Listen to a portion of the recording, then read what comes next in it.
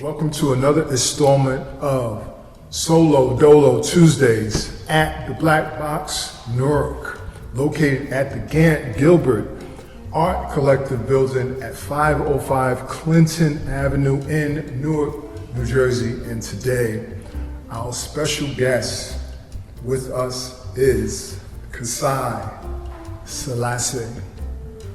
Thank you, sir, for coming.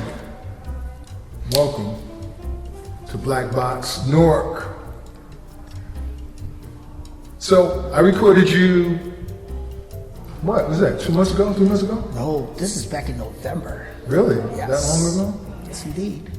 And it was a good set. It was impromptu, and those are the best sets to have because you're flying by the seat of your pants. You don't know what's going to happen, how the crowd's going to receive you. And when everything falls into place, I consider that as an added bonus. Queen Moore's event. Yes. Down in the row. Yes. And tell us about you as an artist and your art. I'm originally from New York City and born and raised with an artist father and a musician mother.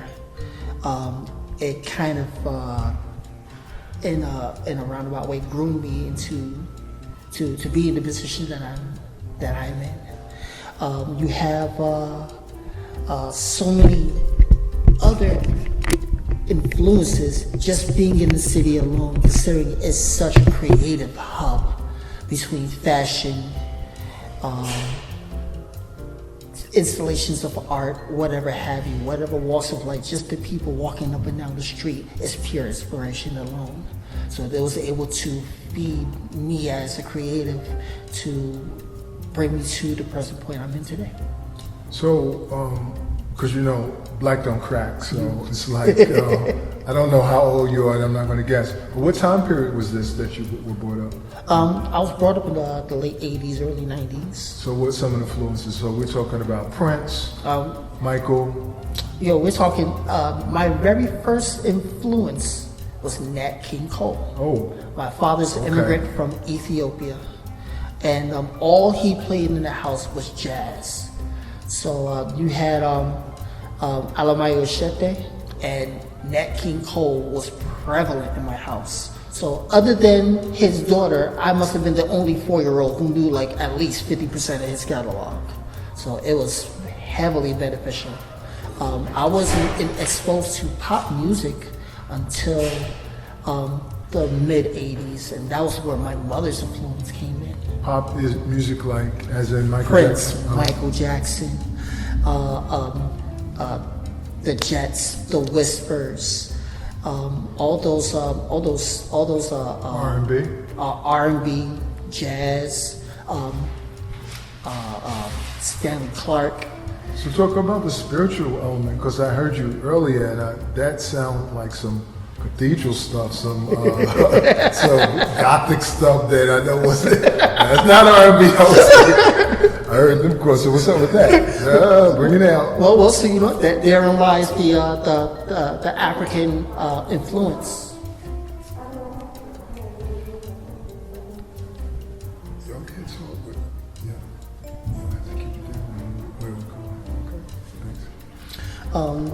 Therein lies that there's that African influence where, not to get too technical, no, get technical. It's fine. All right, so you know we as Ethiopians, a lot of our music relies on the pentatonic scale, and that's like 5 notes, just 5, maybe 6 notes if you want to cheat, coming out of a scale, and it gives it this weird but familiar feeling. So when you hear it, and that's probably where you pick that up from. So heavily influenced. I try to infuse a lot of the aspects that's a part of myself. You know, not just being African, but African American, because I was brought up here. My mother is from Philly. My mother's from Philly. My dad's from Ethiopia. So like again, that blending helped create who I am today. So talk more about you as an artist. You play the piano. You play the guitar. Yes. We see some of your illustrations behind you. So how's that work? What else do you do? I play 6 other instruments. I play trumpet. Well, okay. All right. Where's the trumpet? All right. I started out on electric guitar, play bass, I play the ukulele. By force, I didn't want to play the ukulele. No one wants to play the ukulele, at least not me.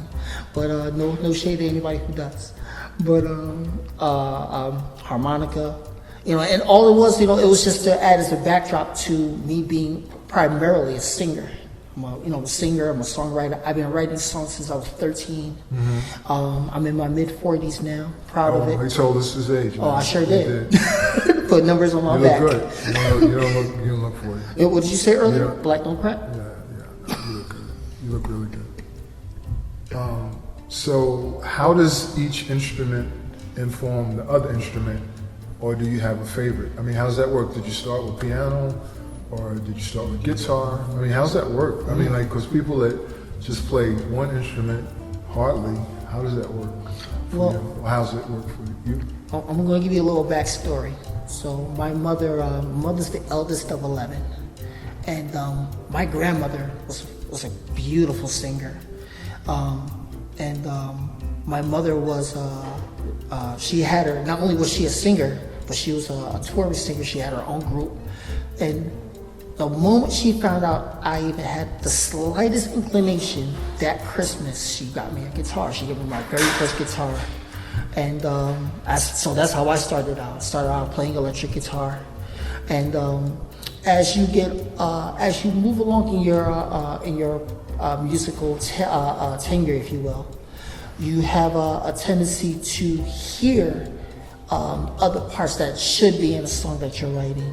So, with the guitar, it has much on the high end. So, you want to balance it out. So you learn to play the bass guitar, and it's just a natural progression. Believe it or not, you'd be surprised how many musicians play more than one instrument. Mm-hmm. They probably just favor one more than the other. I've been playing guitar since I was 10, and I just started playing keyboard over the pandemic. Those wants and wishes to say, oh, I wish I could do this if I had more time. Well, the pandemic granted that, sat down and I have a decent ear, so I was able to hear what some people are playing. I'm able to replicate it, and it just spiraled out of control.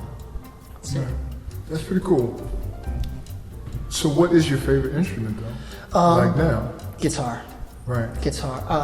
As much as I love, music in general and all the other instruments that I play, but guitar has always been natural to me. And how have you? So, how many songs have you written now? Like since you started? I have a little over 600 songs written and composed. I thought I was going to say like 200, but 600 sounds about right. And so, how do you deal with all that information? Are the lyrics different? Of course, the lyrics are different now than they were when you were younger. But what are you going to do with all that stuff? Share it with the world. Mm-hmm. That's what music is not meant to be self-contained, just held to yourself. You're supposed to share anything creative with the world, because just how I was inspired by somebody else that I listened to and that I saw. I provide that same service to somebody else. Tell me some more influences. I know you said Nat King Cole, but tell me some more influences. Oh yes. You'd be hard pressed to not be inspired by Teddy Riley. That man is a driving force even still today. Chris Stapleton is a great, a very underrated country musician. And if no one hears about him, please check him out. Brian McKnight's he's always a classic. He is a classic. Oh yeah. Your paintings or your illustrations, when do you have time to do those? I mean, like, how's that work? I mean, like, you play all these instruments. I guess you work. Unless you have a trust fund or something, I don't know. No, I'm not that cool. The one thing going for me is that I don't play sports. So That grants me a lot of free time. And it's not like I didn't try as a kid, but wasn't in the car. Yeah. We all have like these predispositions to do things. Talk about the artists that you know in Newark here, and how this artistic thing in Newark affects you, or how do you see it? One of the greatest things that affected me, one of the greatest aspects of the artistry that I've come across, that had a tremendous effect on me, is the fact that I see other black artists. And that's important because as a kid, I did not see that. Really? I did not see that. Even living in the Lower East Side, East Village, where it was a big melting pot. But as far as artists that were out in the forefront, you didn't see that. I just, you had a chance to talk to Suleiman right before we started here. And I almost wanted to take out my camera. I love that little exchange that y'all had where y'all were talking about tools of the trade and tricks and stuff. And that's so important. And that's why the Black Box and Solo Dolo Tuesdays is so important, because we get to start talking and dialoguing and pulling together a community. Because as artists, we don't talk enough to each other, because we energize each other. You were looking at me while I was setting up. I came in here and I was like, oh, we're doing like this with the keyboard and everything? Oh, okay, all right. And the paint and everything. I mean, this is what I live for. You got your signage. This is it, to share with the community, to share with the world all these things that are within you and you continue to birth. So talk about the spirituality part and your belief system and how that informs this art and what you do. One of the things that helped reaffirm my belief in a higher being, in God, was through being an artist, through being a creative. I look around me, I see people, I see trees, I see animals, and I refuse to believe that this was created by an accident. This is all designed. Everything from as minute as the soil beneath a tree to as intricate as our nervous system. Yes. And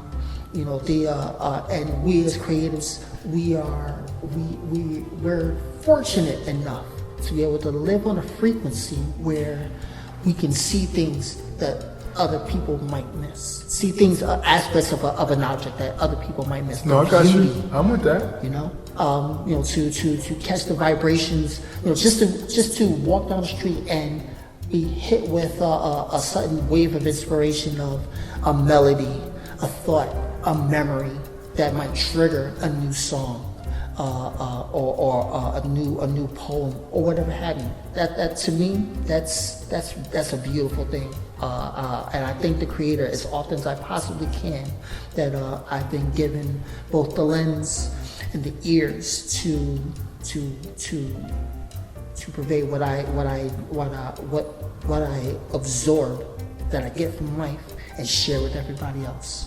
Did your the parents did they teach you about art, or was most of this intuitive, or was a little of both? It was a little bit of both. My father was a phenomenal artist. I'm a second generation artist. My daughter, she's a third generation artist. She's right after me. My daughter Naomi.